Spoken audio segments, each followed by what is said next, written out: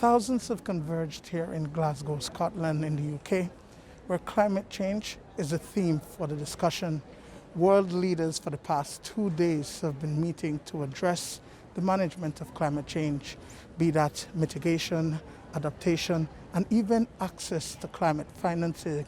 Belize's very own Prime Minister John Briceño has been attending these meetings and has had a strong message for these bigger countries that have been emitting large volumes of greenhouse gases.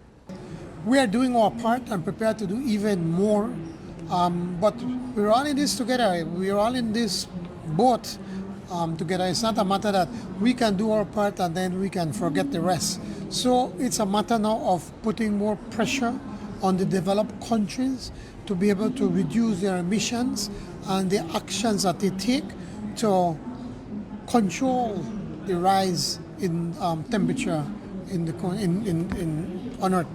Accessing climate finance is another issue.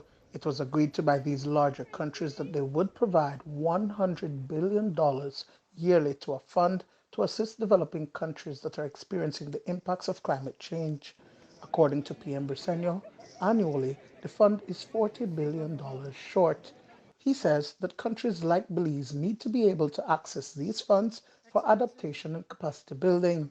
The $100 billion plus per year that's supposed to be set aside for financing, we hope, as I said in my speech yesterday, that should no longer be the goal.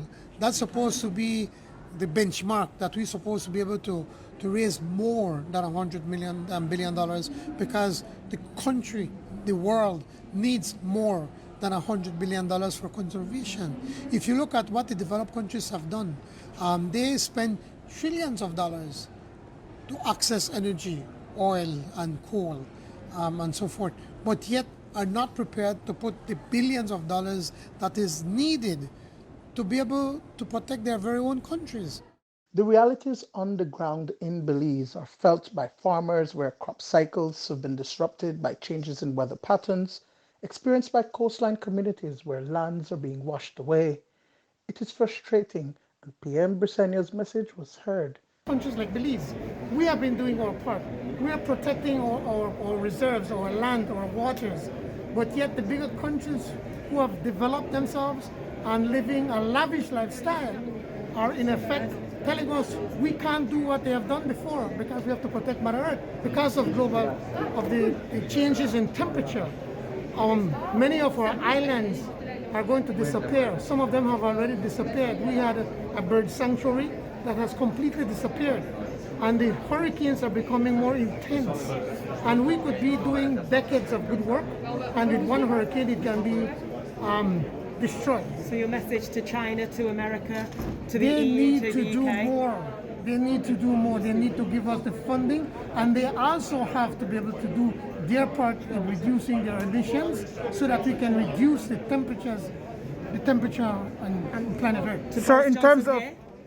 Well, I'm sure, of course, he's also included, and he was talking about it yesterday, but I hope that talk can be translated into action. You're absolutely right, Anushka, to highlight the feelings of people in Belize, but in vulnerable states around the world that are in the front line in the fight against climate change. And it's been very humbling to sit here and to listen over the last weeks, months, to colleagues of Mia Motley and Barbara. You heard her at the UN General Assembly say the same thing. Why should they suffer this immediate impact, this loss and damage because of emissions that we in our country began to produce 250 years ago?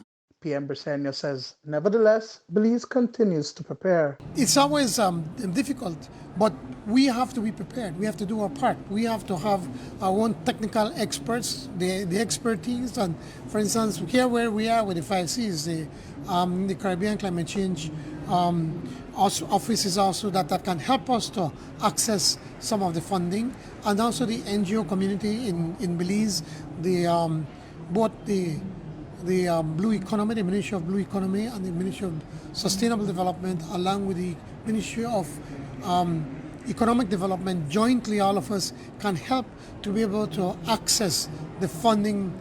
Reporting from COP26 in Glasgow, Scotland, Duane Moody for News 5.